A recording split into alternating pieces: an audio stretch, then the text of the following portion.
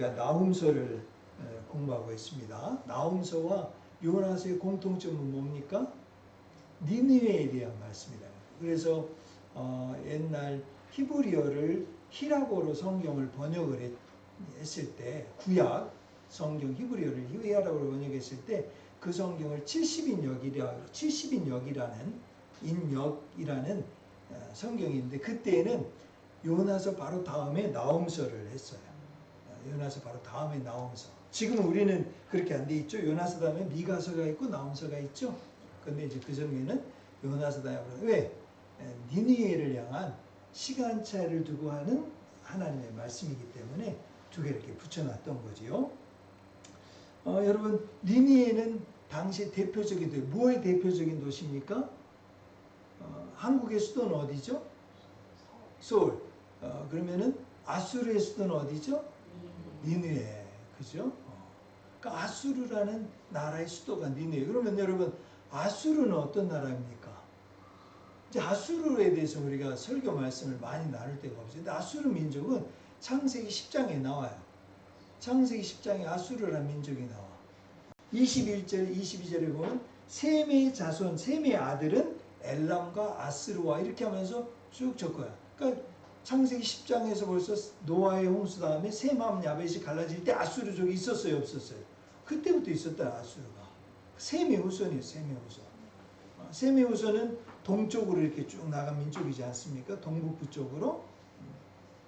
이제 그런 나라가 어떻게 되냐면 10장 8절에 보면, 창세기 10장 8절에 보면 그 아수르족이 셈의 족속이었는데 함의 족속 니므롯이 나요. 니므롯은 누구냐면 용사라고 번역돼요. 용사.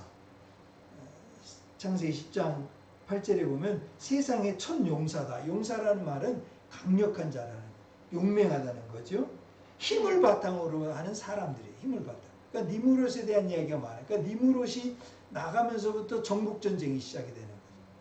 그러면서 전쟁과 힘이 나니까 아수르는 굉장히 힘과 권력과 적자생존, 어떻게 보면 요즘 세상의 원리의 가장 근본적인 원리가 여기 있어요.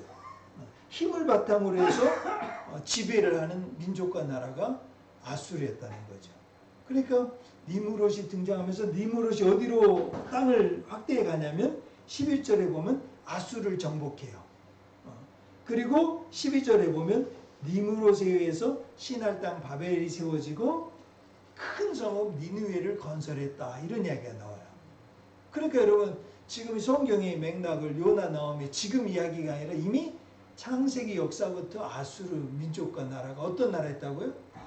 힘 있는 나라. 힘으로 지배하는 나라예요. 그러니까 세상에 가장 어떻게 했냐면 힘을 상징하는 국가가 바로 아수르 제국이었다는 거죠.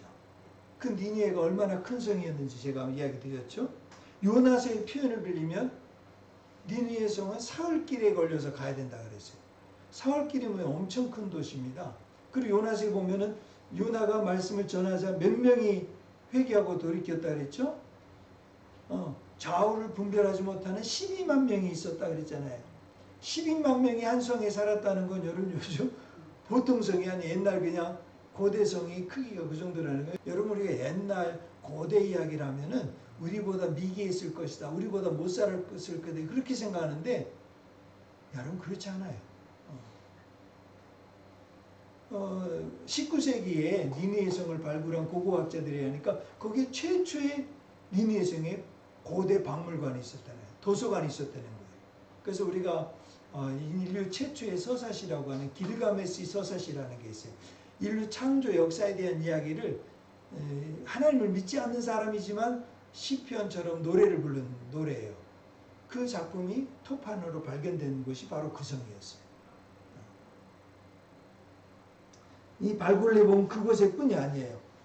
그 안에는 고고학자들이 발굴해 보니까 식물원도 있었어요. 그 사막 중간에 식물원도 있었고, 그 다음에 인공 정원을 만들어서 가꿀 정도로 엄청난 도시가 바로 니느웨였다는 거죠. 오늘 성경 본문 읽은 본문에 2장 8절에 보면 2장 8절에 이렇게 하죠. 니느웨는 예로부터 물이 모인 못 같더라 그랬잖아요. 이해가 안 되죠. 성 안에 어떻게 물이 있어요? 근데 성 주변에 여러분 보면 간혹 성 주변에 물이 흐르게 해서 성에 공격을 못하도록 강을 흐르게 한다든지 물로 쌓아놓은 게 있잖아요. 그 연못과 호수 같은 게 성을 둘러싸고 있었다는 거예요. 그 너비가 한 40m 된대요. 적은 호수가 아니에요. 그 깊이가 한 20m 된답니다. 그 정도 상상을 해보세요. 여러분 옛날에 만들었던 지금부터 수천 년 전 이야기인데 그런 성읍과 성벽을 쌓았다고 생각하면 얼마나 발전된 나라예요. 그러니까 이것은 뭐냐? 당시대에 인간이 쌓을 수 있는 가장 강력한 힘을 상징하는 게 바로 아수르고 니느웨였다는 거지.